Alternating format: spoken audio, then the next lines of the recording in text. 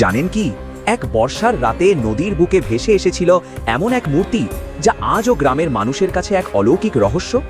সেদিন গভীর রাত, কালো মেঘে ঢেকেছিল আকাশ, আর নির্জন নদীর জল অদ্ভুতভাবে আলো ছড়াচ্ছিল।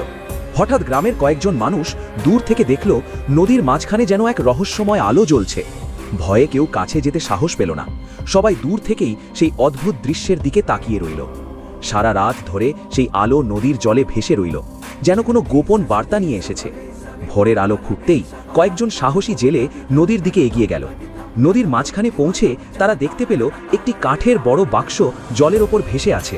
জেলেরা ধীরে ধীরে বাক্সটিকে তীরে নিয়ে এলো, আর গ্রামের মানুষ চারদিকে ভিড় করে দাঁড়ালো।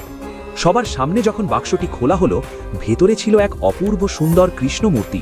সবাই তাই দেখে বিস্ময়ে স্তব্ধ হয়ে গেল। ঠিক তখনই গ্রামের পুরোহিত মূর্তিটি দেখে শান্ত গলায় বললেন, এটি কোনো সাধারণ ঘটনা নয়, স্বয়ং ভগবান কৃষ্ণই এই গ্রামে আসতে চেয়েছেন। সেই রাতেই গ্রামের প্রধান এক আশ্চর্য স্বপ্ন দেখলেন। স্বপ্নে তিনি দেখলেন ভগবান কৃষ্ণ তাকে বলছেন, আমাকে এই গ্রামে প্রতিষ্ঠা করো। ঘুম ভাঙতেই তিনি পুরো গ্রামের মানুষকে সেই স্বপ্নের কথা জানালেন। তারপর সবাই মিলে গ্রামে মূর্তির জন্য একটি মন্দির তৈরি করতে লাগলেন। কয়েকদিনের মধ্যেই গ্রামের মাঝখানে একটি সুন্দর মন্দির তৈরি হল। মূর্তি স্থাপনের দিন হঠাৎ আকাশ কালো মেঘে ঢেকে গেল। অদ্ভুত ব্যাপার হল, চারদিকে বৃষ্টি হলেও মন্দিরের উপরে এক ফোঁটা জলও পড়ল না। সেই দিন থেকেই গ্রামের মানুষ বিশ্বাস করে এই মূর্তির আগমন ছিল সত্যিই এক অলৌকিক আশীর্বাদ।